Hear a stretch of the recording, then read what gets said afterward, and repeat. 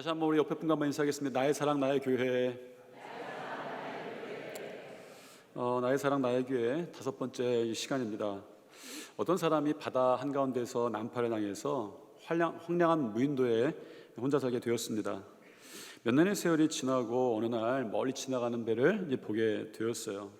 자신을 발견할 수 있도록 아주 미친 듯이 손을 흔들었고 구조를 요청을 했습니다. 결국 그를 발견한 배가 섬을 향해 다가왔습니다. 배에서 내린 선장이 섬의 여기저기를 둘러보더니 그 사람에게 질문을 했습니다. 왜 혼자 사는 섬에 오두막이 3채가 있습니까? 그랬더니 그 사람이 대답하죠. 저쪽에 있는 건 저의 집입니다. 그럼 그 옆에 있는 거는요? 그랬더니 그건 제가 다니는 교회입니다. 그럼 그 옆에 있는 거는요? 그것은 전에 제가 다니는 교회입니다. 라고 대답했답니다. 이 시대를 향한 그 교회를 향한 비난 중에 하나가 교회가 너무 많다는 거예요. 밤에 십자가가 너무 많이 켜 있다는 거예요. 교회가 그렇게 필요할까? 많이 필요할까? 교회가 더 세워져야 할까? 이런 비난입니다. 교회가 더 세워져야 합니다. 왜냐하면 하나님 나라를 이루기 위해서는 턱도 없어요. 그러나 그것은 분명합니다. 보이는 교회가 아니라 평신도입니다. 오늘은 평신도 주일인데 평신도는 주의 몸된 교회를 이루는 교회의 지체입니다. 같이 한번 인사하겠습니다. 우리는 교회입니다. 평신도가 교회가 될 때에 저는 여러분들에게 이렇게 말씀드리고 싶습니다. 내가 초라할 때 나는 교회입니다.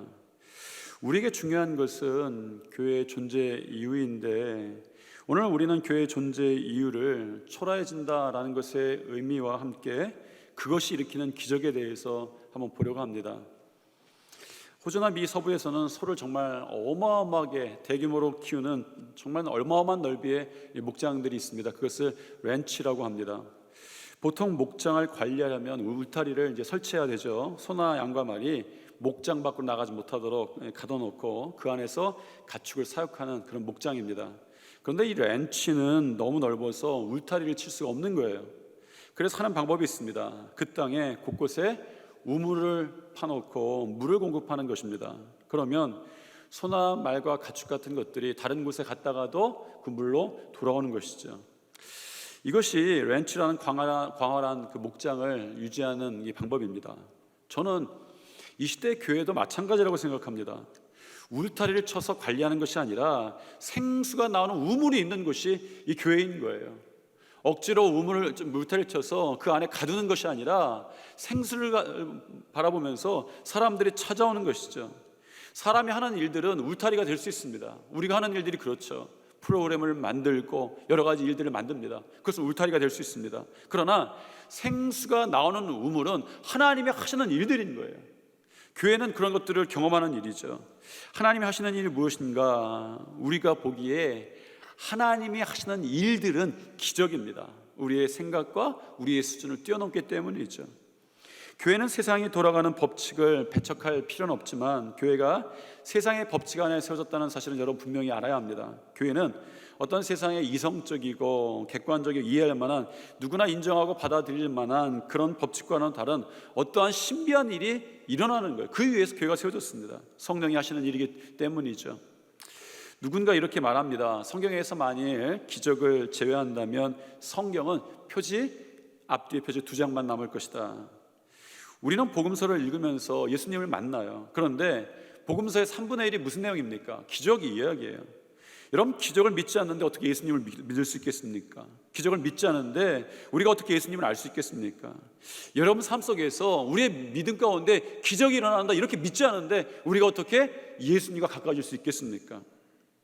성령이 충만한 교회가 세워지고 성령이 주관하시는 많은 기적들이 교회 안에 일어나게 됩니다. 사도행전의 역사는 처음부터 그렇게 기록되어 있어요. 사도행전 22장 43절 말씀 같이 한번 읽겠습니다. 사람마다 두려워하는데 사도들로 말미암아 기사와 표적이 많이 나타났다라는 거죠. 기사와 표적이 초대교회의 성도들 삶에 많이 나타났습니다. 이것이 사도행전에서 세워지는 성령의 이끄시는 교회들에 있었던 처음 일들 가운데 하나였어요. 우리가 사도행전부터 이어진 교회라면 우리 교회에 기적이 많이 일어나는 것은 너무나도 당연합니다. 이 당연한 일이 우리 교회 가운데 시작될 줄 믿습니다. 성령이 임하고 나서 사도행전엔 적어도 18가지 기적의 이야기들이 소개가 됩니다. 오늘 본문은 우리가 사도행전의 교회를 소개하는 여러 가지 기적 중에 첫 번째 기적, 안진뱅이가 일어나 뛰며 하나님을 찬양하는 그런 기적을 이제 보게 되죠. 그런데 저는 이 이야기를 깊게 들어가기에 앞서서 오늘 본문이 이 사람을 소개하는 방식이 상당히 모욕적이다 이런 생각을 했어요. 이 본문을 읽으면서 제가 공부를 마치고 왔을 때, 미국에서 돌아왔을 때 대학들을 다니면서 한 강사 생활을 한 2년 정도를 했습니다. 제가 어떤 모임에 갔는데 거기에 어떤 교수분이 저를 그 모임에 온 사람들에게 소개시켜 주는데 이렇게 소개시켜 주셨습니다. 이 사람이 보따리 장사야. 그때 굉장히 저한테는 모욕적이고 부끄럽고 너무 창피한 거예요. 제가 그동안 열심히 공부했는데 노력했는데 그 세월이 너무 힘들었는데 마쳤는데 그 시점에서 제 인생을 그분이 보따리라고 정리해 버리는 거예요. 너무나도 억울했습니다. 그분이 미웠던 거예요. 사람들에게도 창피했습니다. 사실을 왜곡하지 않아도 꾸미지 않아도 얼마든지 좋은 소개가 있죠. 보따라는 말 대신 장사라는 그 표현 대신에 표현할 다른 표현들이 있어요. 강사라고 그냥 객관적으로 표현해도 되고 좀 더 좋게 표현하자면 외래교수다 이렇게 표현해도 참 좋았을 텐데 내 삶이 그 당시에 보따리 장사다 딱 그렇게 정리되는 순간에 너무나도 억울하고 힘든 거였어요. 잠을 못 잘 정도였습니다. 여러분 오늘 본문에 나온 사람을 자세히 보십시오. 우리가 이 사람에 대해서 아는 것이 별로 없어요. 이름도 소개하지 않습니다. 다만 여러분들이 사도행전의 성경을 조금 더 읽어보신 분이라면 오늘 3장 말고 4장에 넘어가서 이 사람에 대한 이야기를 한 줄을 볼 수가 있습니다. 그것은 이것입니다. 이표적으로 병 나은 사람은 40여 세나 되었더라라는 것이죠. 성경에 어떤 사람에 대해서 나이를 특정하는 그런 일들이 없습니다. 베드로가 그 일이 있었을 때 30 몇 세였다 이런 얘기가 없어요. 그런데 이 사람에 대해서는 소개하는데 이 사람의 나이가 40세였더라라고 소개하면서 그의 나이 40여 년의 인생이 우리에게 주는 메시지가 있다라는 것을 암시를 합니다. 오늘 우리가 읽은 본문에 나와 있진 않아요. 우리가 잘 몰랐지만 이 사람의 나이가 40세였습니다. 40년의 인생이었다 설명하죠. 이 한 사람의 40여 년의 인생이 오늘 3장 본문에서는 이렇게 정리됩니다. 2절이죠. 같이 한번 읽겠습니다.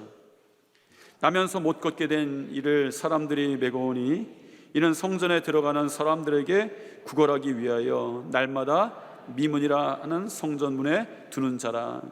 그에 대한 소개는 40세에 40년의 삶을 살았던 이 사람에 대한 소개는요, 그의 이름도 그의 가정도 그의 삶도 소개하지 않고 이 세 가지만 소개합니다. 첫 번째, 나면서 못 걷게 되었다. 두 번째, 그가 구걸하였다. 세 번째, 날마다 이 일이 되풀이되었다. 이 세 가지만 소개합니다. 여러분 어떻게 한 사람의 40여 년의 인생이 이렇게 초라하고 불쌍하게만 정리될 수 있습니까? 사람들에게 소개될 수 있겠습니까?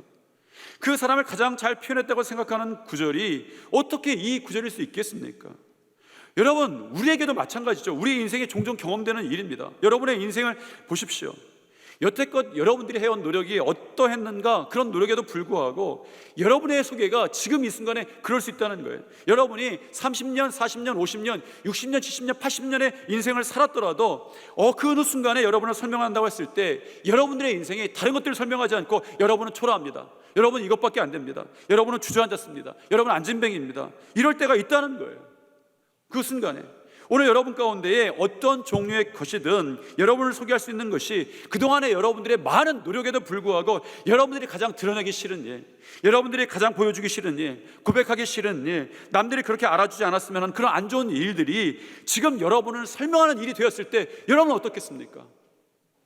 성전 미문에 앉아있던 사람에 대해서 알려주는 이 세 가지 정보가 사실은 더 많은 이야기를 함축하고 있습니다. 첫 번째, 태어나면서부터 걷지 못했다. 그 사람이 지금까지 어떤 인생을 살아왔을까? 어떤 마음을 가지고 살아왔을까? 그거를 보여주는 설명입니다. 유대인들이 몸에 장애를 가진 사람들을 대하는 방식이 있었어요. 무엇이었습니까? 이런 몸의 장애들이 하나님의 저주 때문에, 하나님의 아주 혹독한 저주 때문에 일어난 일이라고 생각했습니다. 왜 그렇습니까? 아버지의 죄 때문이든 자기의 죄 때문이든 죄 때문에 하나님의 저주가 임한 거라고 생각했어요. 몸의 장애를 보면서. 아마 이 사람 역시 자라면서 그렇게 생각했을 것입니다. 자신의 죄 혹은 부모의 죄 때문이다, 이런 오명에 시달리면서 적지 않은 죄책감을 가지고 살아왔을 것입니다. 40여 년을 그렇게 살아왔다는 거예요. 이 짧은 구절 가운데 그런 이야기가 있습니다. 아마 여러분들에도 지금 여러분들을 설명하는 정리되는 어떠한 일 때문에 여러분 가운데 자책감이 있을 수 있어요. 여러분 가운데 혹은 죄책감이 있을 수도 있습니다. 여러분의 인생을 정리할 때에 그 마음속에 내 잘못이야, 이 일이 일어나는 건 내 잘못이야, 내 가정을 바라보면서 이렇게 된 건 내 잘못이야, 내 자녀를 바라보면서 이거 내가 잘못이었어. 여러분이 일어난 어떤 일들 때문에 자책하면서 죄책하면서 이 일은 내 때문이야 라고 하는 이 생각이 이 사람에게도 반드시 있었을 거라는 것이죠. 그가 안진뱅이였기 때문입니다. 두 번째는 구걸하였다라는 것입니다. 그가 성전 미문 앞에 앉아서 구걸을 했어요. 23m 높이의 가장 아름다운 문이었습니다. 미문, 아름다운 문이었어요. 예루살렘 성전 동쪽에 고린도식 양식을 따라서 매우 아름답게 건축된 문이었습니다. 내부는 동으로 정교하게 장식되어 있었고 외부 전체가 금과 은으로 덮여있던 그런 화려한 문이었습니다. 그래서 사람들이 그 문을 보면서 아름다운 문, 미문인 거예요. 사람들이 보니까 거기에 금과 은이 덮여있는 거예요. 그러니 너무나도 아름답다 이름 졌는데 미문, 아름다운 아름답다 이름 진 것이죠. 그런데 그가 그 앞에서 구걸하고 있었다는 것입니다. 이보다 슬픈 인생이 어디 있겠어요? 여러분, 이것이 우리 가운데 가끔 만나는 슬픔 아닙니까? 꽃이 활짝 피었는데 내 인생이 슬픈 거예요. 마음이 슬픈 거죠. 날씨는 좋은데 사람들은 다 좋다고 말하는데 내 마음에, 내 인생에 먹구름이 껴있는 거예요. 그런 일들이 여러분 가운데 있지 않습니까? 왜요? 내 상황이 안진뱅이였기 때문인 것이죠. 세상에서 가장 아름다운 문 앞에, 금과 은이 있는 문 앞에 금과 은을 구해야만 했던 인생이 구걸하고 있다는 사실이 얼마나 아이러니합니까? 성경은 그것을 정확하게 보여주고 있는 것이죠. 그가 어떤 다른 분도 아니고 그가 40여 년의 인생 가운데 미문 앞에서 안진뱅이를 살았다는 거예요. 여러분, 세상에 좋은 일들 많이 있을 겁니다. 그런데 나의 인생은요, 먹구름이 껴있는 것이죠. 그리고 마지막 그 삶이 날마다 반복되었다라고 성경은 표현하죠. 그 시간이 40여 년이었다는 것입니다. 우리는 이것을 어떻게 말합니까? 이 정도면 운명이다, 변하지 않는 거예요. 결정되었다라는 것이죠. 도저히 변화될 수 없다라는 것입니다. 우리는 때로는 어떠한 일이 있을 수 있어요. 그러나 우리는 그 일이 지나가고 어떠한 새로운 일이 있겠지라는 소망이 우리한테 있기 때문에 살아갑니다. 그러나 이 사람의 인생이 어떻게 정리됩니까? 날마다 그의 인생은 변함없을 거라는 거예요. 그가 10살 때, 20살 때, 30살 때, 일주일 전에 어제의 일이 오늘도 똑같이 반복되는 거예요. 날마다. 그리고 앞으로 내일에도, 일주일 후에도, 10년 후에도, 20년 후에도 날마다 그런 이 일을 하고 있을 수밖에 없는 머무는 자리에 있었다라고 성경은 표현합니다. 날마다 반복된 삶이었고 날마다 그 삶이었어요.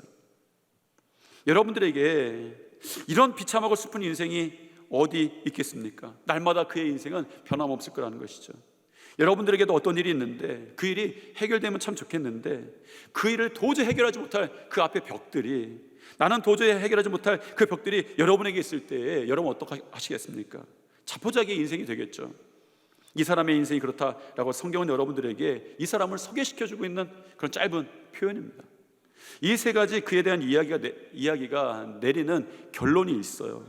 그가 40여 년의 광야 생활을 살아왔다라는 것과 그가 그런 광야의 생활을 40년 동안 지나왔음에도 불구하고 여전히 그에게는 탈출구도 없고 이미 결정된 삶이었고 그의 운명이었다라는 거예요. 날마다 변하지 않는 삶을 살 수밖에 없는 그의 인생이었습니다.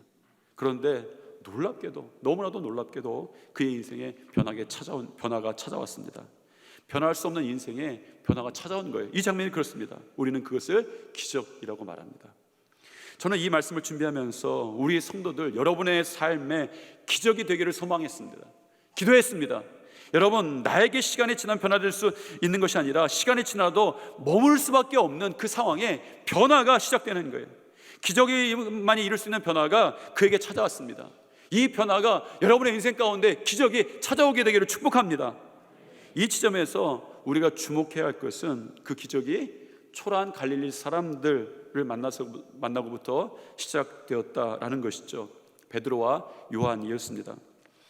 구걸하던 사람이 거기를 지나가던 베드로와 요한에게 구걸을 했어요. 사실 구걸로 따지면 잘못된 구걸이었습니다. 그 구걸하던 사람은 오랜 세월 성전 미문 앞에서 구걸했기 때문에 성전은 정기적으로 들어가기 때문에 성전을 정기적으로 들락날락하는 사람들을 알고 있었을 것입니다. 또한 딱 보면 그 사람이 돈이 있는지 없는지, 금이 있는지 없는지 잘 알았을 거예요. 40년을 지나오면서 구걸했던 그의 그 전문적인 그런 그 실력이 그의 구걸에 들어가 있지 않겠습니까? 여러분 그렇잖아요. 딱 보면 아는 거죠. 여러분 제가 돈이 있겠습니까 없겠습니까? 딱 보면 알 텐데 대답은 하지 마십시오. 여러분의 인생, 여러분의 어떤가 딱 보면 알 수도 있는데 뭐 틀릴 수는 있습니다만, 여러분 딱 보면 알만한 사람이 베드로와 요한이었던 건 분명합니다. 왜요? 그들이 갈릴리 사람들이었기 때문이죠. 그들은 허름했고 그들은 부유하지 못했다라는 것이 갈릴리 사람이라는 이 말의 표현에 담긴 의미입니다. 여러분 성경에 보면 그들은 갈릴리 사람이었고 그들의 허름함이 곳곳에 드러납니다. 예루살렘 성전에 오던 사람들 중에 가장 초라한 부류의 사람들이 그들이었을 거예요. 실제로 6절에 보니까 베드로도 자신을 소개할 때 이렇게 소개했죠. 나는 금과 은이 없습니다. 여러분 베드로에게 없었던 것이 어디 금과 은뿐입니까? 그에게는 권력도 없었습니다. 그에게는 힘도 없었어요. 여러분 우리는 그런 사람들을 어떻게 표현합니까? 인생에 금과 은도 없고 힘도 없고 권력도 없어요. 이런 사람 초라한 인생 아닙니까? 사실 돈을 달라고 구걸하는 인생도 초라한 인생이고 돈 없다고 말하는 인생도 초라한 인생이에요.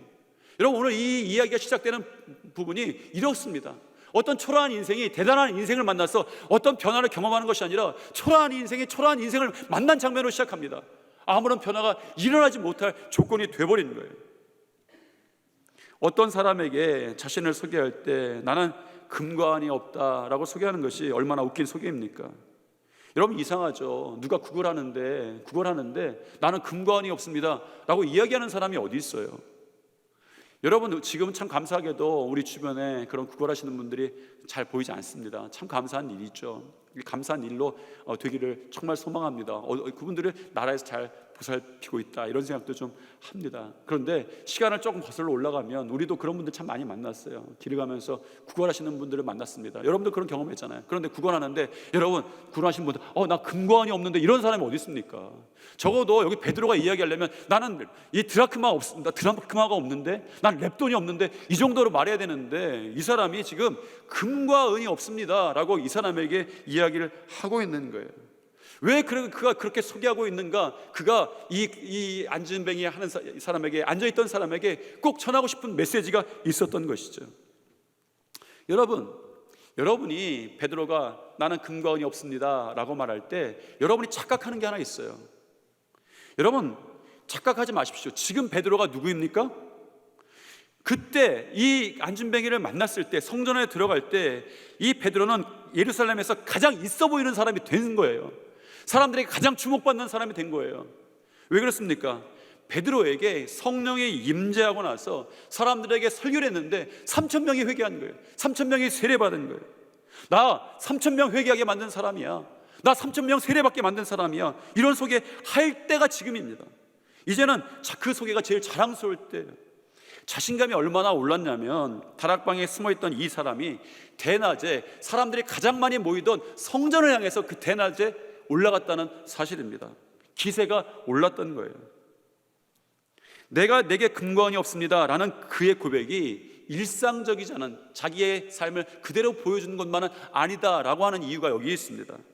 가장 기세가 올랐을 때 했던 고백인 거예요. 가장 기세가 올랐을 때 세상에 대해서 나는 초라한 사람입니다 라고 이 베드로가 고백했던 것이죠. 왜요? 이렇게 고백하기 위해서였습니다. 6절 말씀 같이 한번 읽겠습니다. 베드로가 이르되 은과 금은 내게 없거니와 내게 있는 이것을 내게 주노니 나사렛 예수 그리스도 이름으로 일어나 걸으라 라는 거였어요. 은과 금은 내게 없거니와 내게 정말 대단한 것이 있는데 나사렛 예수 그리스도의 이름으로 일어나 걸어라 라는 것이었습니다. 그는 그의 초라함으로 나사렛 예수 그리스도의 이름을 드러냈어요. 초라함의 장점은 집중과 몰입입니다. 영화관이 어두운 이유가 있죠. 점점 불이 흐려지면서 나는 안 보입니다. 그래서 영화가 집중되는 거예요. 몰입이 가능합니다. 그가 은과 은이 없다고 고백한 그 순간에 3,000명을 회개시켰던 그 대단한 능력의 설교자 베드로는 사라졌어요. 예수 그리스도의 이름만 드러났습니다.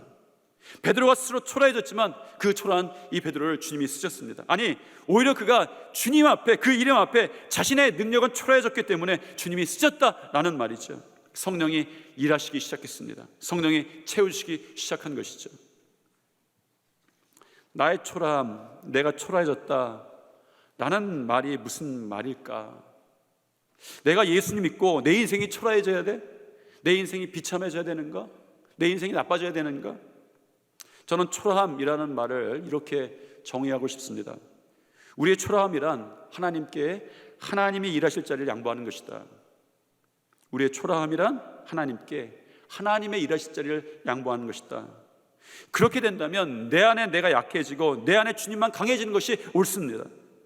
오히려 내 안에 내가 강하기 때문에 주님이 초라해지지 않았습니까? 여러분의 인생 가운데에 예수 그리스도의 이름으로 행해 보려던 일들이 초라했던 이유가 무엇입니까? 사실은 그때 내가 강했기 때문이 아닙니까?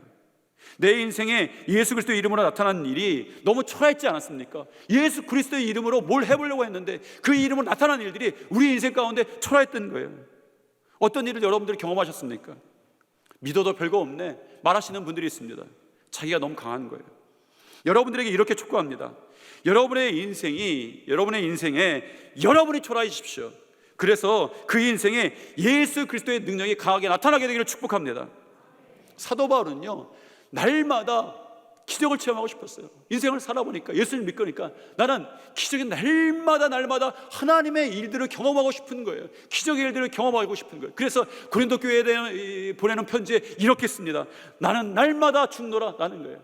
내가 죽지만, 내가 초라하지만 내 안에 예수 그리스도가 살아나시는 것이죠. 성도는 약할 때 오히려 강해진다 이렇게 노래합니다. 약할 때 강함 대신에. 내가 노래를 하진 않겠습니다. 노래 안 하는 이유는 아시죠? 제가 하고 싶은 마음은 있는데 이게 자꾸 멈칫멈칫해요. 그렇게 약합니다. 약할 때 강함 대신에. 어떻게 우리 가운데 이런 고백이 나옵니까? 내가 약해지지만 그 안에 성령께서 예수 그리스도의 능력으로 채우시기 때문입니다. 베드로의 인생, 그의 인생을 금과 은으로 채웠으면 그의 인생이 빛났을 거예요. 그것이 사실입니다.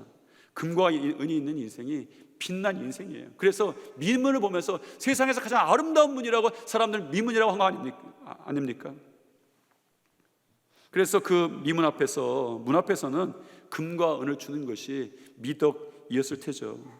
왜 돈이 없다고 말하지 않고 거창하게 금과 은을 이야기했을까? 사람들의 생각이 그렇죠. 베드로가 가졌던 생각도 그것이었을 것입니다. 금과 은 정도면 그의 인생에, 내 인생에 도움이 되겠지, 누구나 다 생각하는 거예요. 자신도 그런 인생이며 나뿐만 아니라 너에게도 도움이 되겠다 알고 있었습니다. 그러나 베드로와 요한은 금과 은으로 자신의 인생을 채우지 않았어요. 성령이 충만하고 나서 그들의 인생에 예수 그리스도 이름으로 채워놓기 시작했습니다. 여러분, 금과 은이 좋은 것일 수 있습니다. 그러나 금과 은이 생기는 것은 기적은 아닙니다. 금과 은이 있는 삶도 기적과도 같은 삶은 아닌 거예요. 금과 은은 사람도 할 수 있습니다.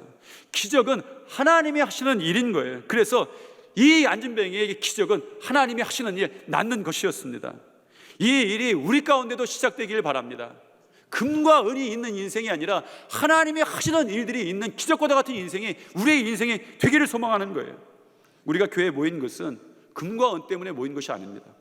하나님이 하시는 일 때문에 모인 거예요. 그걸 소망하면서 모인 것이죠. 그러면 기적에 대한 정의가 분명해져야 합니다. 바리새인들이 기도할 때 이렇게 기도했죠. 나는 구제도 했습니다. 나는 좋은 일도 했습니다. 나는 율법도 잘 지켰습니다. 그러나 나를 외쳤던 그들에게는 기적이 일어나지 않았어요. 오히려 금과 은이 없는 그리스도인들의 빈 손, 초라한 손을 통해서 기적이 일어나는 것이죠. 하나님의 일이 시작되었습니다. 왜 그렇습니까? 내가 아니라 그리스도의 이름을 외쳤기 때문입니다. 여러분 가운데에 내가 아니라 그리스도의 이름이 여러분 가운데 가득 차기를 축복합니다. 예수 그리스도가 능력의 보고인 거예요. 본문이 이렇게 선언합니다. 금과 은은 없지만 나사렛 예수 그리스도 이름으로 명할 때 생겼던 일이었어요. 7절 8절 같이 한번 읽어보겠습니다. 오른손을 잡아 일으키니 발과 발목이 곧 힘을 얻고 뛰어 서서 걸으며 그들과 함께 성전으로 들어가면서 걷기도 하고 뛰기도 하며 하나님을 찬송하니.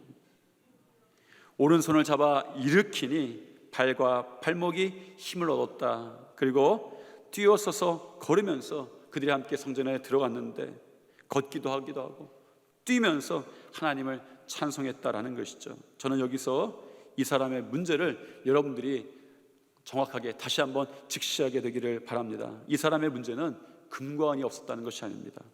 이 사람의 진짜 문제는 걷지 못했다는 것도 아니었어요. 여러분, 이 사람의 진짜 문제가 무엇입니까? 성전 바깥에서, 성전의 언저리에서, 은혜의 언저리에서 그가 살고 있었다는 거예요. 성전 문 앞에서 살고 있었다는 것입니다. 여러분, 저는 이렇게 생각합니다. 그리스도인들에게 기적은 하나님의 은혜의 중심으로 들어가는 것이 기적입니다. 여러분, 오늘 여러분들이 하나님의 은혜의 중심으로 들어가게 되기를 축복합니다. 이제 성전의 언저리에서, 은혜의 언저리에 있는 것이 아닙니다. 이 사람이 어떻게 됩니까? 금과 은혜의 문을 머무는 것이 아니라, 그걸 구경하는 것이 아니라 그냥 지나가 버립니다. 그리고 성전에 들어가서 하나님을 찬양하며 뛰놀 때 하나님께 영광을 돌리게 되는 것이죠. 여러분의 인생이 그렇게 되시기를 다시 한번 축복합니다. 기적의 인생이란 그것이에요. 하나님의 은혜의 중심에서, 하나님의 하시는 일의 중심에서 뛰놀며 찬양하는 거예요. 내가 금과 은혜에 있는 그 아름다운 문 앞에 서 있다는 것이 자랑이 아니라 하나님께 하시는 일의 중심에 들어가서 하나님이 하시는 일들로 인해서 찬양하고 기뻐하는 거예요. 여러분들에게 이런 기쁨이 아버지 생길 줄 믿습니다. 이런 축복의 일이 생길 줄 믿습니다. 여러분들의 소망의 일이 시작될 줄 믿습니다. 이것이 우리의 인생에, 그리스도의 인생에 하나님이 하시고자 하는 목적이죠. 그리스도인들은 팔자나 운명이라는 말을 사용하지 않습니다. 신앙은 인생을 운명에 맡기는 것이 아니라 하나님께 맡기는 것이죠. 하나님이 하시는 모든 것이 기적입니다. 우리가 하는 것과는 차원이 다르기 때문입니다. 여러분의 삶이 기적의 삶이 되시길 바랍니다.